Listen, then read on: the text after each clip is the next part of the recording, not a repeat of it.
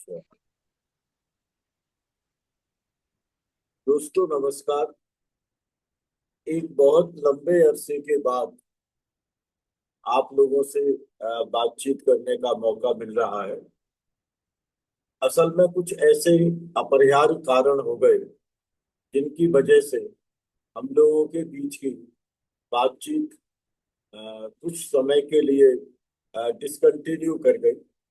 पर अब मेरी कोशिश ये रहेगी, क्योंकि अब हम उन सब समस्याओं से मुक्ति पा चुके हैं, लिहाजा रेगुलर बातचीत का जो जरिया हमारा पहले था वह अब फिर से शुरू हो पाएगा, ऐसी मैं उम्मीद करता हूँ। आज हम लोग बात करेंगे आंद्रे पेटई के योगदान पर। हमने पहले अनेक समाज शास्त्रियों के योगदान पर बात की है, और उस क्रम में लास्ट टाइम हमने प्रोफेसर टी के ओमन के योगदान की चर्चा की थी। T K Oommen, Andre Beteille, professor Yogendra Singh, D N Dhanagare, M S C Rao, M N Srinivas, G S Ghurye, A R Desai, ये सब वो विचारक हैं जिनकी चर्चा किए बिना हम समाज शास्त्रियों के विकास की प्रक्रिया को, समाजशास्त्र के विकास की प्रक्रिया को और भारतीय समाजशास्त्र के विकास की प्रक्रिया का मूल्यांकन नहीं कर सकते और उसकी दिशा को भी निर्धारित नहीं कर सकते। इसलिए यह कोशिश की गई थी कि इस वर्ष में जिन समाज शास्त्रियों ने हमसे अंतिम विदाई ले ली है उनके विषय में बातचीत की जाए। इस क्रम में आज हम आंद्रे बेतई की बात करना चाहेंगे। आंद्रे बेतई का जन्म 30 सितंबर 1934 को 1934 में बंगाल में हुआ था, और इस वर्ष 3 फरवरी को उनका निधन हुआ। प्रोफेसर आंद्रे बेतई समाजशास्त्रीय जगत की जानी मानी हस्ती हैं, न केवल भारतवर्ष के अंदर बल्कि वैश्विक समाजशास्त्र के क्षेत्र में भी आंद्रे बेतई के योगदान को काफी कुछ अ, प्रशंसा की दृष्टि से और सराहनीय दृष्टि से देखा जाता है। अ, आंद्रे बेतई को 2005 में पद्म भूषण मिला, और ब्रिटिश एकेडमी के वो फेलो रहे। अगर हम समाजशास्त्र के क्षेत्र में आंद्रे बेतई के संपूर्ण योगदान की बात करें तो यह कहा जा सकता है कि वो सोशोलॉजिस्ट ऑफ आइडियाज, ऐसे अनेक विचार जो जिनकी समाजशास्त्री चर्चा करते हैं और जो उनके जेहन में होते हैं, उस तरह के अनेक विचार समय समय पर आंद्रे बेतई की चेतना का हिस्सा बने, और उन्होंने हमें समाजशास्त्र के अनेक छुए अनछुए पहलुओं से परिचित कराया। उनका सबसे महत्वपूर्ण जो अध्ययन है वह कास्ट, क्लास एंड पावर, 1965 में यह अध्ययन हमारे सामने आया था। इसका एग्जैक्ट टाइटल है caste, class and power, changing patterns of social stratification. यह श्रीपुरम विलेज का अध्ययन है, साउथ का अध्ययन है ये। और अ, किसी भी क्षेत्र में हम इस अध्ययन को एक बहुत महत्वपूर्ण पक्ष के रूप में स्वीकार करते हैं।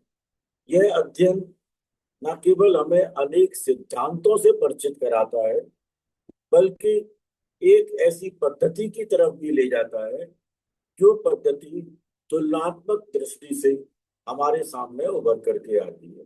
कंपैरेटिव मेथड आंद्रे बितई का एक बहुत महत्वपूर्ण इंटरेस्ट रहा, और उन्होंने अनेक अध्ययन जो किए उसमें उसी तुलनात्मक पद्धति को उन्होंने प्रयुक्त किया। इसमें हमें अनेक संदर्भ देखने को मिलेंगे जिसकी चर्चा हम लोग बाद में करेंगे इसके बारे में। लेकिन जहां तक आंद्रे बिती के अपने इंटरेस्ट का सवाल है, सिद्धांतों के ऊपर, पद्धति शास्त्र के ऊपर, एफर्मेटिव एक्शन, रिजर्वेशन की प्रक्रिया, और किस तरह से समाज के विभिन्न तबकों को अनेक अवसर राजनीतिक सत्ता के द्वारा दिए जा रहे हैं रिजर्वेशन के माध्यम से, उनका उन्होंने काफी गहराई से अध्ययन किया। सामाजिक असमानता उनका एक बहुत महत्वपूर्ण विचार था, जिस विचार को वे हमारे सामने काफी कुछ आलोचनात्मक नजरिए के साथ प्रस्तुत कर सके। आइडियोलॉजी के ऊपर उन्होंने काफी कुछ काम किया।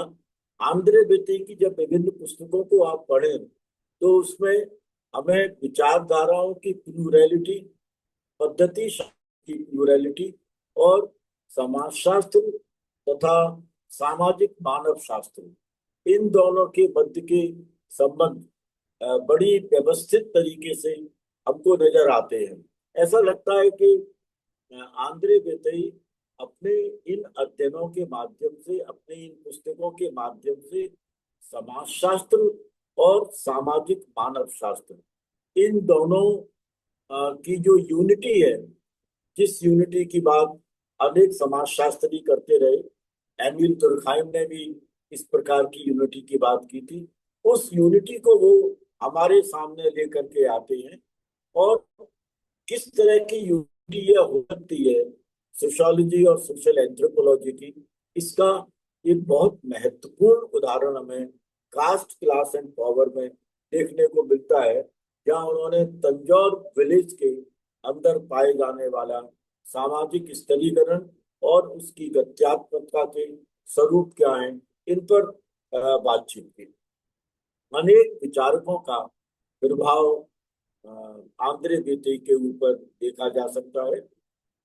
मैक्स वेबर इसमें सबसे प्रमुख है, एमिल दुर्खाइम, मार्क्स, एन के बोस, एम एन श्रीनिवास, एक बहुत महत्वपूर्ण लेफ्ट स्कॉलर के एन राज इत्यादि के प्रभाव हमें इनके ऊपर देखने को मिलते हैं। दिल्ली स्कूल ऑफ इकोनॉमिक्स के अंदर, दिल्ली यूनिवर्सिटी में समाजशास्त्र विभाग में इन्होंने अपना अध्ययन और अध्यापन किया। काफी लंबे अरसे तक ये समाजशास्त्र के प्रोफेसर के पद पर वहाँ आसीन रहे। इसके अलावा शिलोंग के अंदर और अशोका यूनिवर्सिटी, जो कि एक प्राइवेट यूनिवर्सिटी है, उसके अंदर भी आंद्रे बेटे ने अपनी महत्वपूर्ण भूमिकाओं का निर्वाह किया। इनके ऊपर सबसे महत्वपूर्ण प्रभाव एन के बोस का देखने को मिलता है। और आप सबको पता है कि एन के बोस का महात्मा गांधी के साथ बड़ा गहरा जुड़ाव था, और एन के बोस के समूचे चिंतन में महात्मा गांधी की पहचान की स्पष्ट रूप से नजर आती है। यह बड़ा देखना इंटरेस्टिंग होगा कि क्या एन के बोस का वह प्रभाव जो कि गांधी के संदर्भ के साथ था, आंद्रे बेटे के चिंतन में भी क्या कहीं उभर करके आता है। यह विश्लेषण भारतीय समाजशास्त्रियों को करने की जरूरत है। जहां तक इनका अपना पद्धति शास्त्र का सवाल है, एक बहुत डीप फील्ड वर्क, बहुत गहराई का क्षेत्रीय अध्ययन आंद्रे बेटे के पद्धति शास्त्र का एक बहुत महत्वपूर्ण हिस्सा रहा है। और आंद्रे बेटे जहां पर भी गए, जिस जगह गए, वहां पर उन्होंने काफी कुछ गहनता से सामाजिक यथार्थ के विभिन्न पक्षों को समझा, उनका विश्लेषण किया, उन्हें समाजशास्त्रीय पद्धति और समाजशास्त्रीय सिद्धांत के माध्यम से हमारे सामने लाने की कोशिश की। और इसलिए एन के बोस आंद्रे बेटे को फेलो ट्रेवलर की संज्ञा देते हैं। ये एक फेलो ट्रेवलर है, उनके साथ वो ट्रेवल करते हैं। वो ट्रेवल करते समय उनका अपना एक बहुत विशिष्ट दृष्टिकोण होता है, जिस दृष्टिकोण के माध्यम से वे व्यक्तियों को, संस्थाओं को, सामाजिक यथार्थ को, यहाँ तक कि कॉमन सेंस को भी समझने का प्रयास करते हैं। ये बहुत अच्छा उनका अपना एक दृष्टिकोण है, जो हमें आंद्रे बेटे के समूचे कृत्यों में देखने को मिलता है। एग्रेरियन इनइक्विलिटी की बात आंद्रे बिथई ने काफी कुछ की है। और अ, ये देखना बड़ा इंटरेस्टिंग होगा कि सामाजिक मानव शास्त्र में एक तो ट्राइबल स्टडीज की इम्पोर्टेंस रही। सामाजिक मानव शास्त्र में फैमिलीज का अध्ययन करने का प्रयास किया गया। भारतीय संदर्भ के अंदर संयुक्त परिवार के विभिन्न स्वरूपों को और उसके ओरिजिन के कारणों को जानने की कोशिश की गई। और इसके साथ साथ रूरल स्टडीज, एग्रेरियन स्टडीज और ट्राइबल स्टडीज, ये सामाजिक मानव शास्त्र की बहुत महत्वपूर्ण विषय वस्तु रही। और इस विषय वस्तु को हम समाज शास्त्र के अंदर भी बहुत महत्वपूर्ण स्थान देते हैं। संभवतः इसी कारण से आंद्रे बिथई समाजशास्त्र और सामाजिक मानव शास्त्र, इनके बीच के जो यूनिफिकेशन है, जो इनके बीच की एकता है, उस एकता पर हमारा ध्यान आकर्षित करने की कोशिश करते हैं। तो हमें आंद्रे बिथई को समझने के लिए जो कृषि से जुड़ी हुई असमानता है उसको देखना पड़ेगा। उसके उसका जो उन्होंने अध्ययन किया है उस अध्ययन का विश्लेषण करना पड़ेगा। और उस अध्ययन के विश्लेषण में वो कहीं ना कहीं सामाजिक संघर्ष की बात भी करते हैं। तो सोशल कॉन्फ्लिक्ट का जो पक्ष है और एग्रेरियन इनइक्विलिटी का पक्ष है, यह भी आंद्रे बिथई के चिंतन में नजर आता है।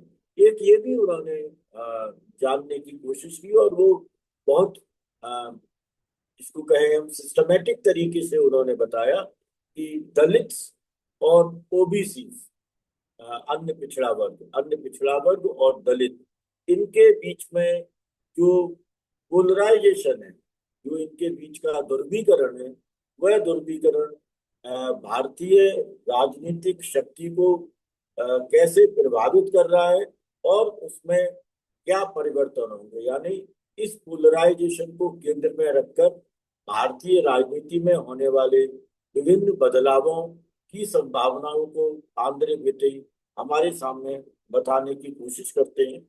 एक और बहुत महत्वपूर्ण बात आंद्रे बिथई के समूचे व्यक्तित्व से निकल करके आती है कि वो समूचे जीवन इंपिरिकल स्टडीज के प्रति कमिटेड रहे।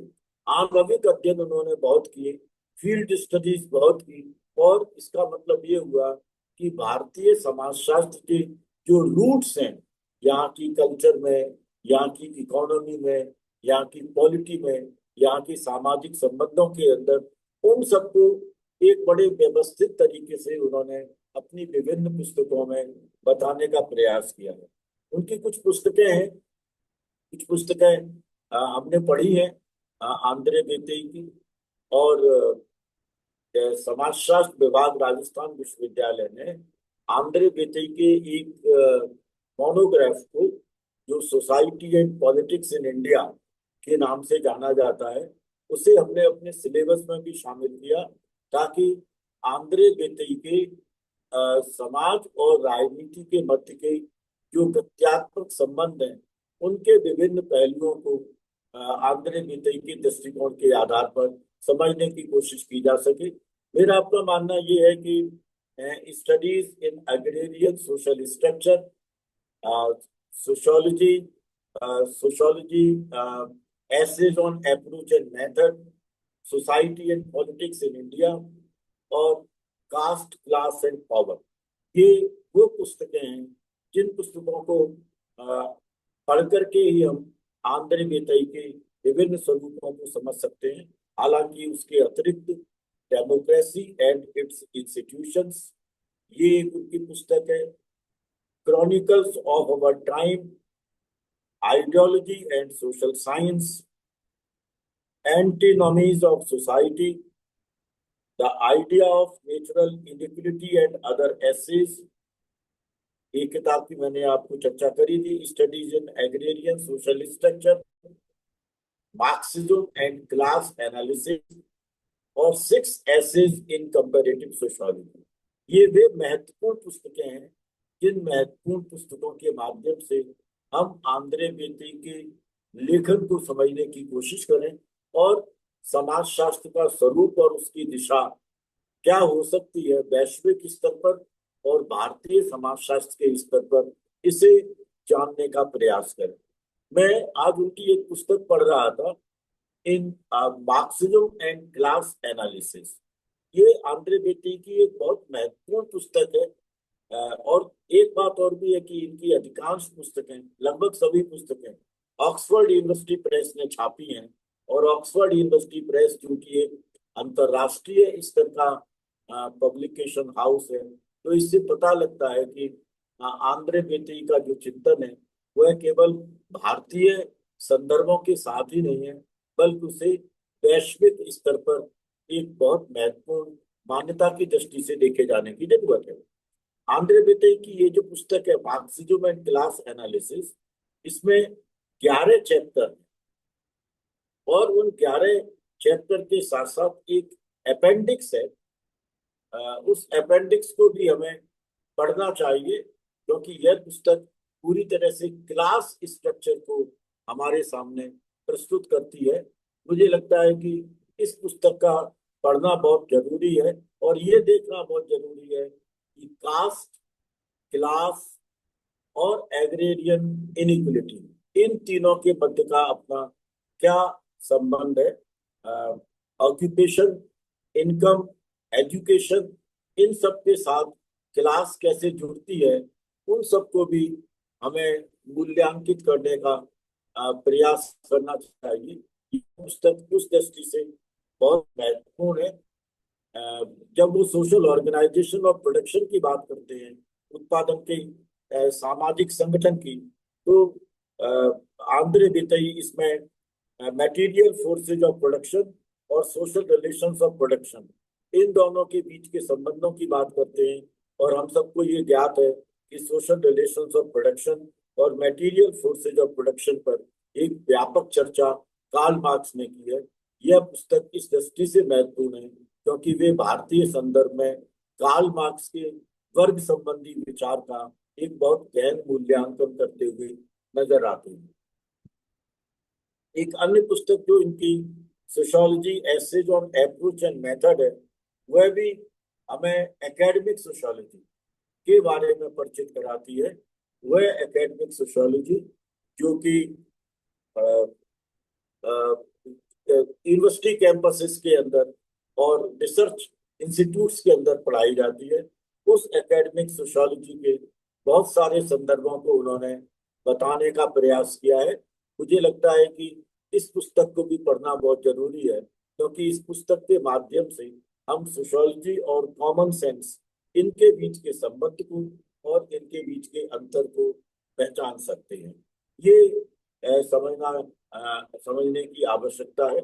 मुझे लगता है कि हम बहुत सारे पक्षों पर बात करना चाहेंगे आंद्रे बेटे की, क्योंकि समय की समाप्ति हो रही है, और आज किसी टेक्निकल रीजन की वजह से हम थोड़ा लेट जुड़ पाए। इसलिए society and politics in India, studies in agrarian social structure, sociology, society and politics in India, और कास्ट, क्लास एंड पावर, इन पुस्तकों के ऊपर हम संक्षेप में चर्चा करके आंद्रे बिटई के समूचे व्यक्तित्व को और उनके कृतित्व को जानने की कोशिश करेंगे। मुझे ऐसा लगता है कि भारतीय समाजशास्त्र एक पक्षीय हो जाता है अगर उसमें आंद्रे बिटई के अध्ययन को और उनके विचारों को समग्र रूप से शामिल करने की कोशिश न की जाए।